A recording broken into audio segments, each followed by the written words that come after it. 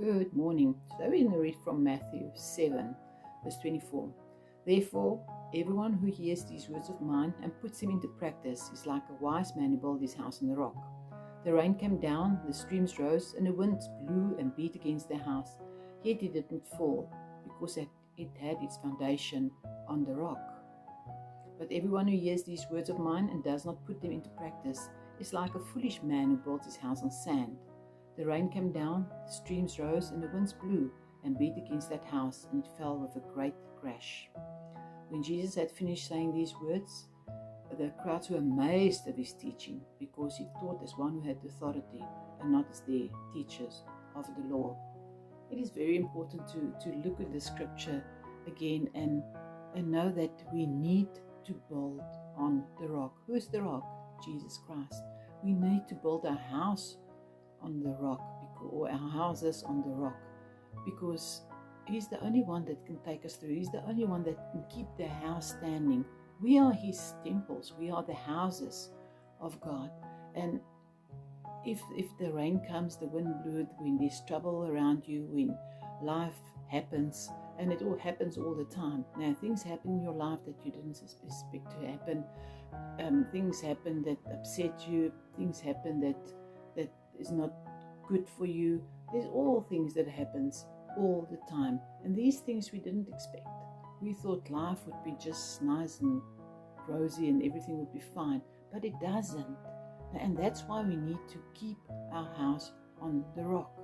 The rock is Jesus, and he's the only one that can keep our house stable. This house stable. Now, if he's there and you can build your house, if you've built the house on the rock, he will keep you through all these troubles. He'll keep you through the downs of your life, the ups of the life. He will always be there.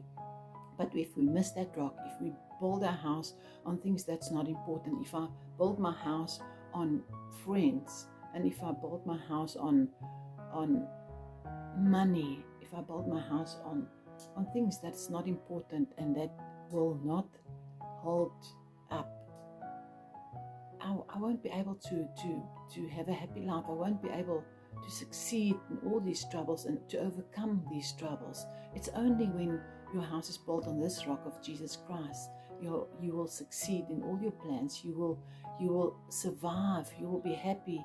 You'll be able to smile when trouble comes, because you know you are built on the rock. Nothing will put you down. Nothing will overcome you. Nothing.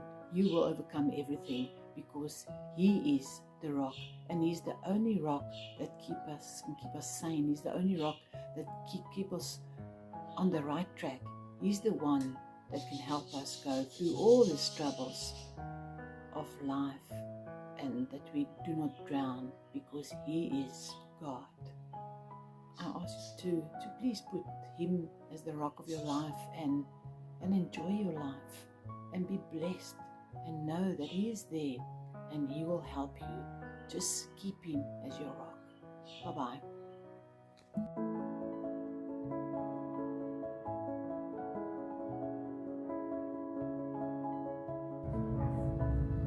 Good afternoon. Today we're going to read from Genesis 19 again. I want to read from verse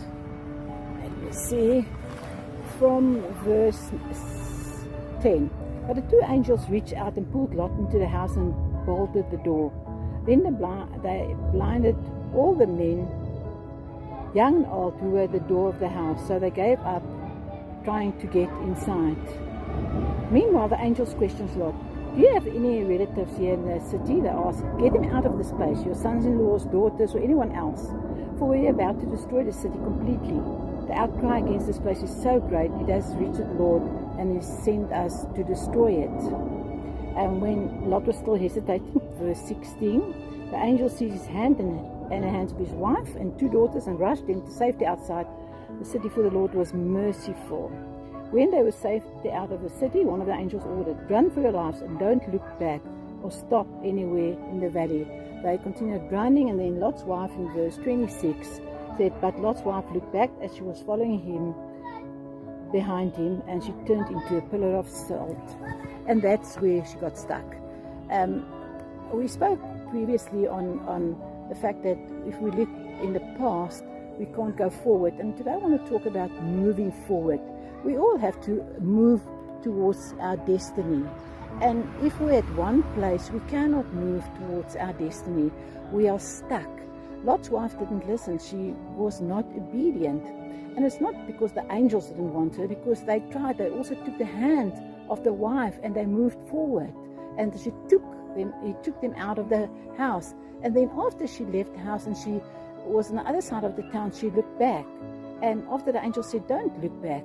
So she didn't want to go forward. She didn't want to move forward. She would move backwards. That was preferably for her, because she was safe there. She was at a place where she thought she knew this place, and it's not so bad. She can live there, but she doesn't want to go to the uncertain future. We all have to go to the uncertain future where blessings are on the other side. The Lord is always there. He's ahead of us. He's waiting for us. He's calling us to come forward, to move forward.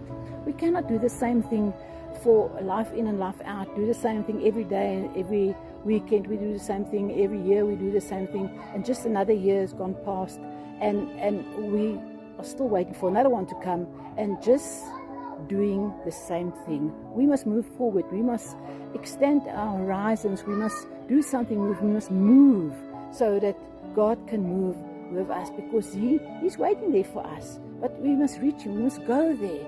He's right alongside us, going with us.